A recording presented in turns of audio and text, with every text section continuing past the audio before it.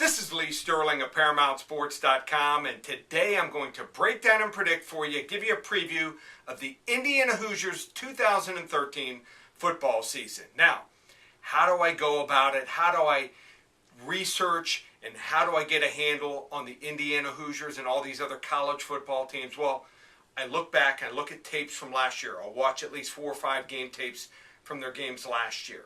Watch a couple practices before the spring game. I'll go to the spring game, and after that, I usually have a pretty good handle on teams, and I think I understand this Indiana Hoosier team better than maybe any team in the country. Now, last year, they weren't that good. Kevin Wilson, last year was in the second year taking over. He came over from Oklahoma. He was the former Oklahoma offensive coordinator. He had to weed out the bad apples, but he's gotten most of those bad guys out with a bad attitude.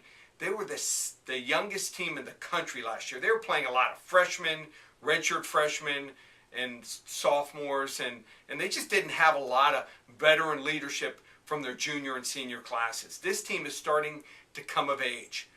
This year, I think they have a bright future. They've got 8 home games. They don't go on the road until Saturday, October 12th. So it gives them a chance to build some momentum. Now, last year, scored points, couldn't stop anyone. This year, I think they're going to be stronger on offense and a little bit stronger on defense. Why do I say that? Well, they got more depth. At quarterback, they got 3 guys vying for the position, and any one of the 3 can lead them to a strong offense. I personally like number 5, Trey Roberson. I think he gives you the most upside. He can run and pass, and I just think he's more dynamic. He's coming back from a knee surgery. I'll project him as the starter, but a lot of people think that number 2, Cameron Kaufman, will be the starter.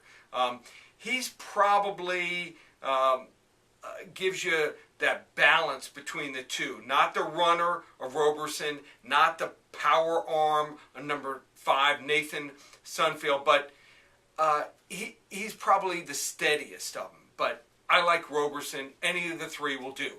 Running back last year, they had number 12, Stephen Houston. I think he's going to be supplanted by number 6 sophomore, Tevin Coleman. I think that Coleman gives you more upside. He's bigger. He's 6'1". He's like 210 pounds. He can break more tackles. He can go the distance on any play. But they're a real nice 1-2 punch. And a wide receiver. They got 3 receivers that are really good. All 3 of these guys and their tight end, all of them can catch 50, 60, 70 passes. Their tight end, number 83, Ted Bolser, solid, doesn't drop anything. They have a number 1 wide receiver, Shane Wynn. He's a water bug. He also returns kicks. He's dynamic. Number 3, Cody Hodges is really good. And number 13, Kofi Hughes. These guys are all really good. Maybe one of the top 5 receiving cores plus tight ends in the country. Offensive line is okay. Problem is the defense.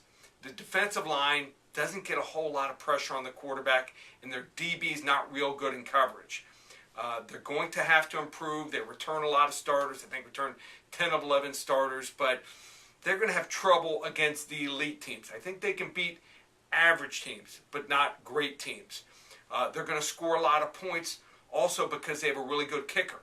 Once they get in the red zone, Mitch Ewald, he'll hit on almost every one of his opportunities. So with these 8 home games and a young team getting more veteran leadership and a lot of playmakers, I think this team is going to surprise some people here. I think they're going to go from 8-8 last year. I think they're going to make a bowl and go 6-6 this year. You want to get involved with Paramount Sports. You want to get winners.